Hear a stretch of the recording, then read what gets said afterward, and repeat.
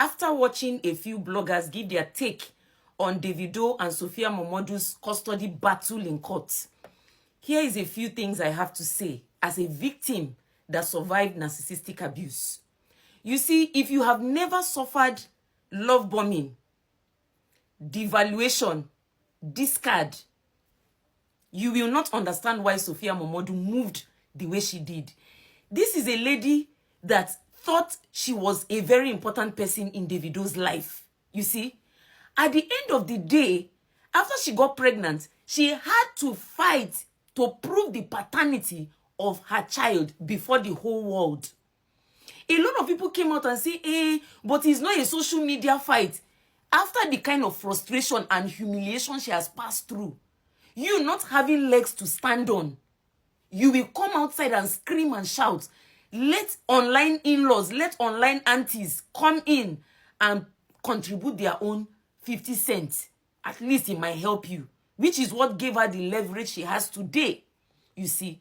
So now that she has fought to prove that at least her child is Davido's, the next thing is for her to solidify her own stand in the child's life. She does not want anybody to come and take away her child that she has suffered for so many years. And that's why she finally decided that the next plan is to deny Davido access into that child's life. And that's what you all saw play out in court. She no longer wants to take any risk. This lady has been lied to several times, allegedly.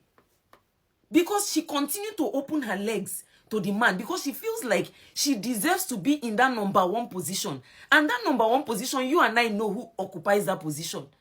And that position can never be given to anybody. She's not even number 2. She might be number 5 or 10 on the list.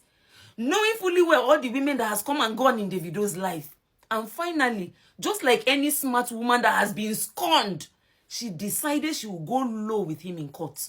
And left Davido at the mercy of all her lawyers who were ready to use all leverages against him, including the one that keeps him up at night, which is the unalive son. They use that to their own advantage. All of you sit here and you cry, May Edochie has suffered for many years. Why did she suffer? She suffered because she continued to have hope that things were going to change. When you are in a narcissistic warfare, allegedly, things don't change, they get worse. And that's the reality that finally dawned on Sophia Momodu.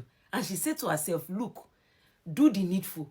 And that's the needful she has done finally for herself, to give herself the dignity and the self-respect that she deserves before everything is stripped away from her. You see? So this is how a survivor of narcissistic abuse, this is how they finally fight. You put all emotions aside. Now you have to safeguard that which you have left, which is that girl. That's all she has. If she takes the risk and say, okay, let's do a mutual custody, you will see the child, I will see the child. What if they turn away the eyes of that child away from her? By giving the child all these big cars, money, all these things, affluence. They give that child all these things.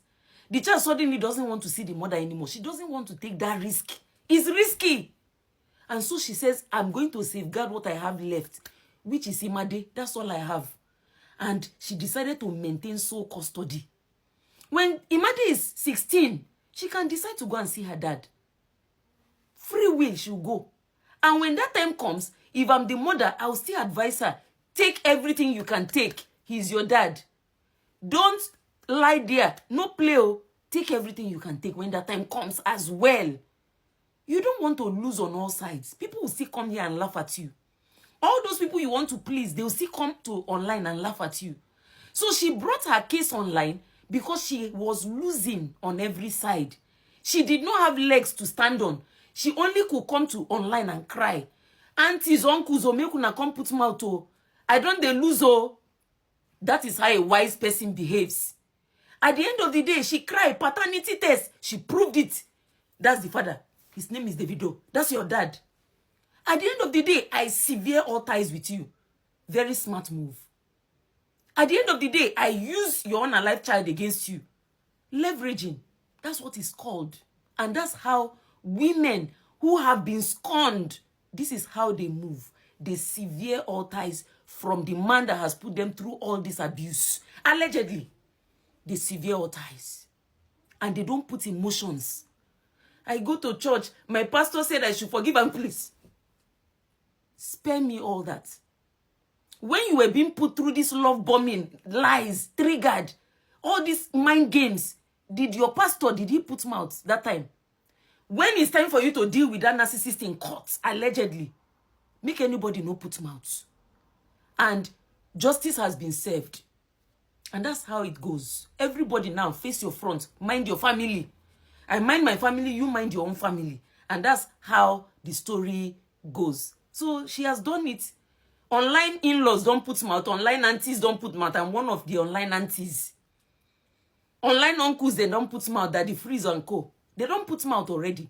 And it is what it is. Let everybody go now and face their front. Justice has been served. Everybody don't take their own. The person will take number 1 position, he don't take his own. Gidigba. The one will take a full custody, don't take his own. The other one will baza before all the enemies, he baza before all the enemies. And all of us will chook mouth, we don't chook mouth. All right? Allegedly.